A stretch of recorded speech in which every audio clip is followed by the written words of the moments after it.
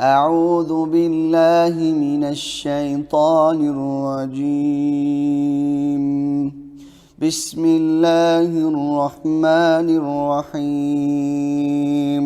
يا أيها الذين آمنوا لا تتخذوا عدوي وعدوكم أولياء تلقون إليهم بالمودة وقد كفروا بما جاءكم من الحق يخرجون الرسول وإياكم أن تؤمنوا بالله ربكم إن كنتم خرجتم جهادا في سبيلي وابتغاء مرضاتي تسرون إليهم بالمودة وأنا أعلم بما أخفيتم وما أعلنتم ومن يفعله منكم فقد ضل سواء السبيل.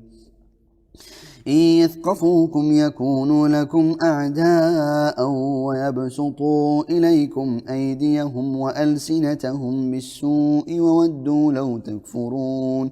لن تنفعكم أرحامكم ولا أولادكم يوم القيامة يفصل بينكم والله بما تعملون بصير. قد كانت لكم أسوة حسنة في إبراهيم والذين معه إذ قالوا لقومهم إنا براء منكم ومما تعبدون من دون الله كفرنا بكم وبدا بيننا وبينكم العداوة والبغضاء أبدا حتى تؤمنوا بالله وحده إلا قول إبراهيم لأبيه لأستغفرن لك وما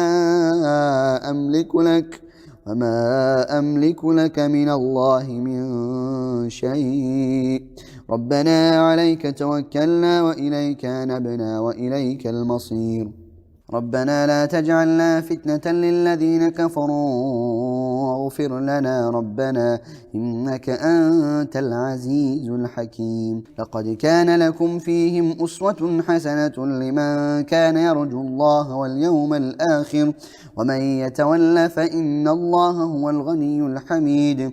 عسى الله أن يجعل بينكم وبين الذين عاديتم منهم مودة والله قدير والله غفور رحيم. لا ينهاكم الله عن الذين لم يقاتلوكم في الدين ولم يخرجوكم من دياركم أن تبروهم وتقسطوا إليهم إن الله يحب المقسطين.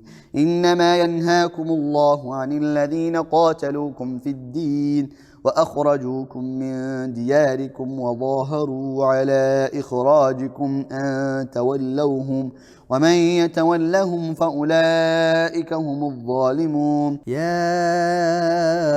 أيها الذين آمنوا إذا جاءكم المؤمنات مهاجرات فامتحنوهن الله أعلم بإيمانهن فإن علمتموهن مؤمنات فلا ترجعوهن إلى الكفار لا هن حل لهم ولا هم يحلون لهن وآتوهم ما أنفقوا ولا جناح عليكم أن تنكحوهن إذا آتيتموهن أجورهن ولا تمسكوا بعصم الكوافر واسألوا ما أنفقتم وليسألوا ما أنفقوا ذلكم حكم الله يحكم بينكم والله عليم حكيم. وإن فاتكم شيء من أزواجكم إلى الكفار فعاقبتم فآتوا الذين ذهبت أزواجهم مثل ما أنفقوا